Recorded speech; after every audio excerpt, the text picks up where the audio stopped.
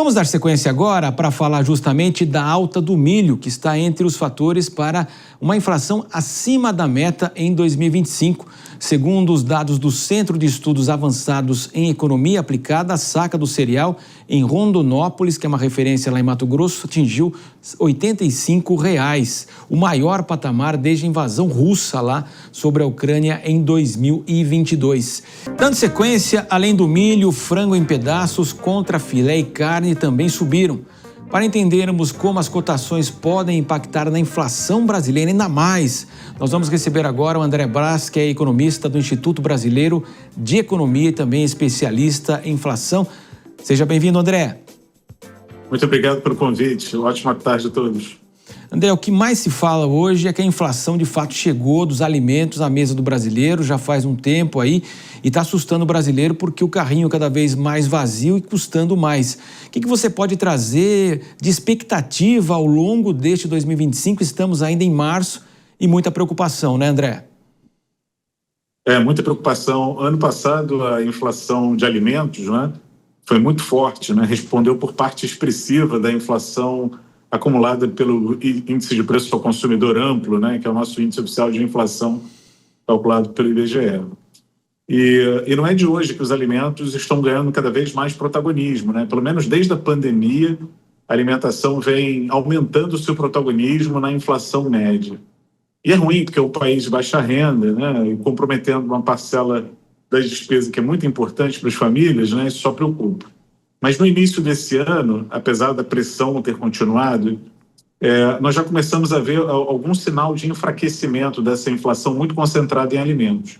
Ontem mesmo saiu o IPCA 15 do IBGE, hoje saiu o IGPM aqui da FGV, e ambos mostraram uma redução no preço das carnes, que foram as grandes vilãs da inflação no ano passado, né, dentro de alimentação. Então, se carne começa a ficar um pouco mais barata, ainda que isso não vá mudar muito a situação do orçamento familiar, né, dado que ela aumentou muito nos últimos meses, isso já é um começo de descompressão, né, dessa inflação muito concentrada em alimentos. E se isso continuar por mais algum tempo, isso pode, de fato, fazer com que as famílias voltem a consumir um pouco mais daqueles produtos que foram cortados da lista ou cujo consumo reduziu bastante, como as carnes, né? Então, se a carne, por exemplo, fica mais barata, isso também abre espaço para se consumir mais ovo, que ficou muito caro, um pouco em função também do efeito de substituição. Então, estávamos muito pessimistas, né, com a questão da alimentação, mas os últimos índices de inflação trouxeram algum alívio, né, pelo menos o início de um alívio para esse grupo. E, inclusive, né, André, nós tivemos toda essa situação, claro, que mexe até com popularidade de presidente e tudo mais, e nós tivemos anúncios na tentativa de, claro, o governo que está dizendo que ele está fazendo alguma coisa, ou pelo menos querer mostrar que está fazendo alguma coisa. Mas essa abertura para as importações, na prática, de fato, a abrangência na mesa do brasileiro é pequena, né? Ela é pequena, né? Muitos itens da lista até não tem muita relevância para famílias de baixa renda, como o azeite, por exemplo, né? Ele subiu muito de preço, é verdade, mas não é um produto popular, né? É um produto mais sofisticado, que pertence a uma cesta de consumo de famílias de renda um pouco mais alta, né?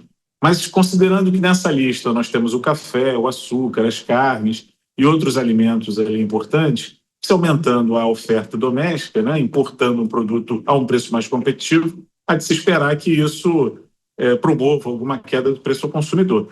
Mas eu não sei, porque isso depende muito da nossa moeda também, né? Se o real se desvalorizar frente ao dólar, uma parte dessa tarifa zero fica na mão da desvalorização cambial, né? Você vai importar um produto mais caro também, com a moeda enfraquecida. Então, não vejo assim como uma medida que vai mudar o jogo, favorecendo uma queda mais forte do preço dos alimentos. Acho que o que favorece é uma estabilidade cambial por mais tempo e uma oferta maior.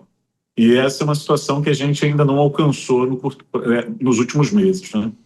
Inclusive, né, houve até tentativas aí de dizer uma antecipação, inclusive, da reforma tributária, que vai zerar, né, os itens da cesta básica, os supermercados discutindo com o governo essa possibilidade também, mas na realidade, dentro do campo, claro que nós tivemos também efeitos climáticos muito negativos, ou é seca, ou é excesso de chuva, tudo isso acabou interferindo, e é claro, né, André, nós temos também Da porteira para dentro, talvez o agronegócio mais desenvolvido do mundo, mas da porteira para fora, nós temos ainda situações dos caminhões que ficam atolados, o escoamento, a chegada no porto.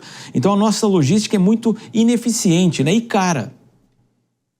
Sem dúvida, né? Boa parte do transporte aqui no Brasil é rodoviário. A gente explora muito mal a cabotagem ou mesmo o transporte ferroviário. Investimentos nessa área podem ser feitos, mas levam tempo para amadurecer. Mas se a gente não começar imediatamente, esses gargalos na infraestrutura vão continuar e nós vamos continuar debatendo o aumento do preço dos alimentos, exatamente por deficiência logística, né? Até mesmo o escoamento da nossa produção em portos engarrafa. É difícil você fazer com que o caminhoneiro volte à estrada porque ele fica preso lá, tendo que esperando, né, a hora de desembarcar a mercadoria. Então, é uma logística que ainda nos deve muito. E questões climáticas, elas estão cada vez mais frequentes.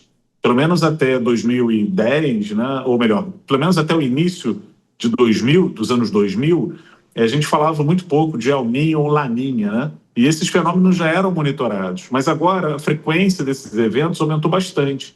E o Brasil, como tem um agronegócio que responde por uma parte expressiva do PIB, e que também sustenta uma sociedade desigual, onde o peso dos alimentos ainda é muito grande, não cuidar do agronegócio é plantar um PIB menor e também uma dificuldade maior do acesso à alimentação básica.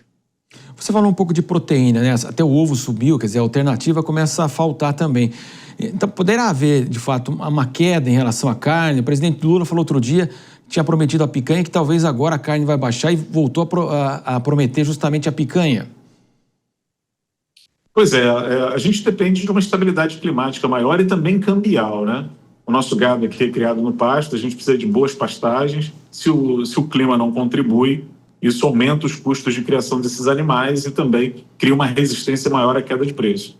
No caso do ovo é a mesma coisa, né? Você precisa de milho para tratar dessas aves, você tem um câmbio que influencia aí essa questão do preço das rações, o frete, né? Então, não a gente depende muito mais do clima e de uma estabilidade cambial do que a gente imagina. E essa parte cambial é a parte que cabe ao governo, porque uma parte da desvalorização cambial vem do aumento do risco do país exatamente pela falta de cuidado com o gasto público, né? Então, dar uma prioridade maior à boa gestão do gasto público é fundamental para você diminuir essa volatilidade cambial que impacta muito o preço dos alimentos e de uma série de outros insumos importantes para a atividade.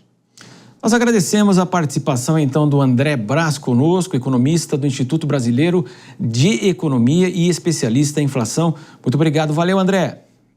Eu que agradeço. Um abraço para todos que nos acompanharam e para você também. Tchau, tchau.